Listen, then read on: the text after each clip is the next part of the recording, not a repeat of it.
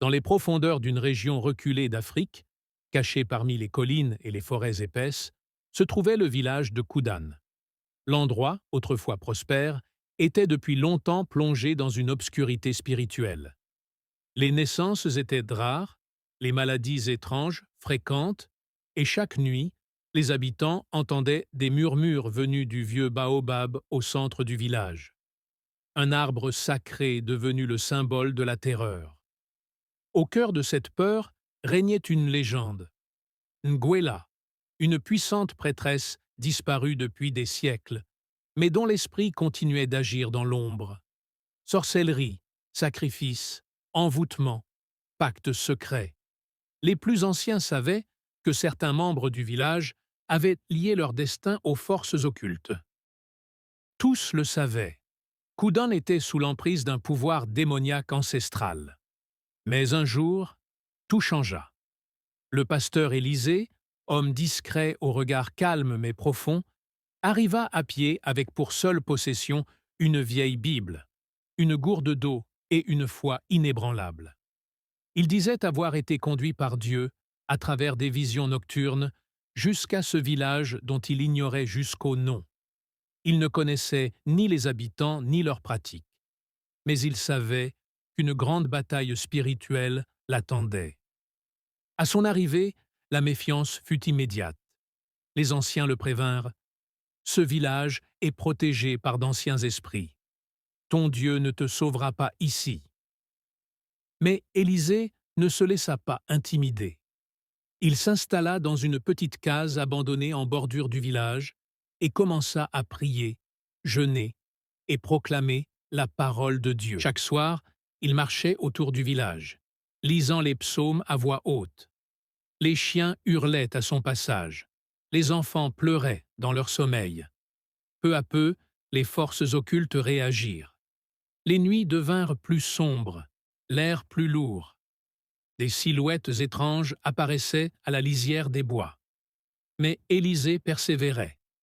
Un soir, alors qu'il priait au pied du vieux baobab, une tempête surnaturelle éclata. Le vent hurlait sans souffler. Des voix invisibles le tourmentaient.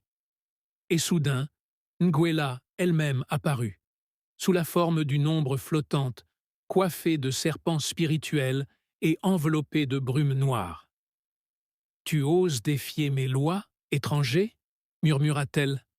Mais Élisée leva sa Bible et proclama « Toute langue qui s'élèvera contre moi sera condamnée, car mon Dieu est le Dieu vivant. » Alors commença un combat spirituel terrible, invisible aux yeux du monde, mais ressenti par chaque âme du village. Pendant 3 jours, le ciel resta couvert. Des cris retentissaient dans les rêves. Certains tombèrent malades sans raison. D'autres virent leur visage se transformer la nuit. Mais Élisée resta debout, priant sans cesse, jeûnant, proclamant les Écritures. À mesure que les ténèbres l'encerclaient, sa foi devenait feu. La Bible entre ses mains devenait comme une épée. La prière devenait arme.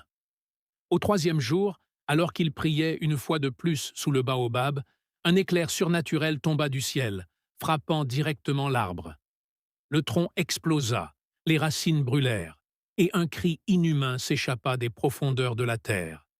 Les chaînes invisibles qui liaient les âmes furent brisées. Les ténèbres se dissipèrent. La malédiction fut rompue, car mon Dieu est le Dieu vivant.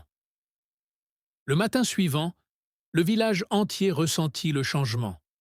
Le soleil brillait d'une manière nouvelle. Les enfants rirent à nouveau. Les malades furent guéris. Des familles autrefois divisées se réconcilièrent. Certains tombèrent à genoux, en larmes, confessant leur pacte passé avec les esprits. Élisée ne quitta pas le village. Il rassembla les habitants, leur enseigna la parole de Dieu et bâtit une église en paille au même endroit où l'arbre maudit avait brûlé. Cette église devint un lieu de prière, de louange et de délivrance. Peu à peu, le développement arriva. Une source d'eau jaillit non loin du village. Un puits fut creusé. Une école vit le jour. Les commerçants commencèrent à visiter le village autrefois évité. Le nom de Koudan changea de sens. D'un symbole de peur, il devint un symbole de lumière et d'espoir. Des mois plus tard, des visiteurs venaient de partout pour voir ce village transformé. Les témoignages se multipliaient. Ceux qui avaient connu les ténèbres venaient pour recevoir la lumière. Et tous voyaient, au sommet de la nouvelle église, une inscription gravée dans le bois. Là où l'Esprit du Seigneur est, là est la liberté.